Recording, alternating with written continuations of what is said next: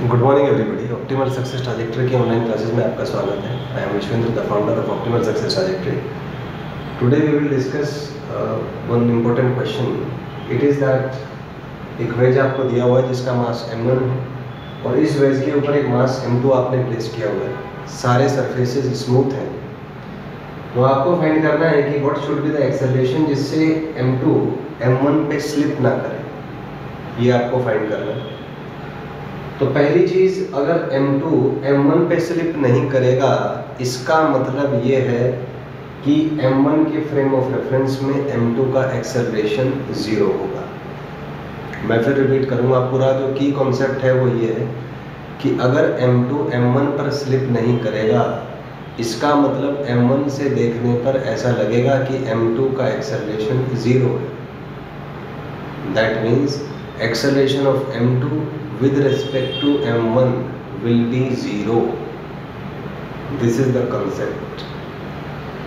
अब हम इसके अगर फोर्सेस की बात करें, FPD बनाएंगे हम इसमें m2 का with respect to m1, तो आप देख सकते हैं कि इसमें एक तो वेट होगा m2 का, m2g डाउनवर्ड एक्ट करेगा। अगर ये एंगल थीटा है तो ये एंगल भी थीटा होगा क्योंकि लाइंस पैरेलल है, और ये एंगल भी थीटा होगा क्योंकि ये 90 है तो ये 90 माइनस थीटा होगी, थीटा होगा। तो m2g के आप कंपोनेंट्स कर लीजिए। ये कंपोनेंट होगा m2g cos थीटा और ये वाला component m2g sin theta. Similarly ये जो m2a फोर्स है, इसके आप कंपोनेंट्स कर लीजिए। ये वाला कंपोनेंट होगा m2a cos थीटा और ये वाला component m2a sin theta. m2a pseudo force है क्योंकि m1 लेफ्ट में मूव कर रहा है, तो m1 के रिस्पेक्ट में m2 पे जो शूडो फोर्स लगेगा वो राइट में होगा।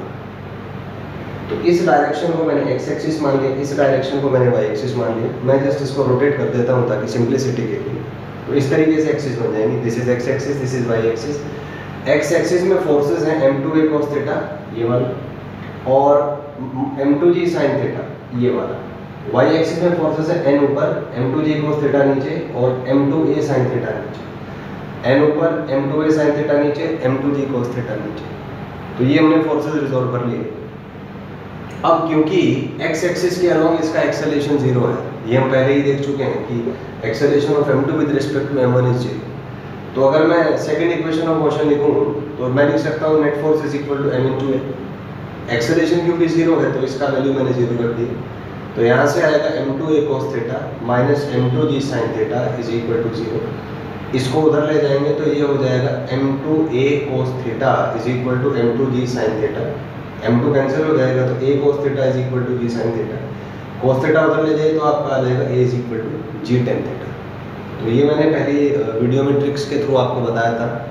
तो उस ट्रिक को निकालने के लिए इतने प्रोसेसेस आपको करने पड़ेंगे।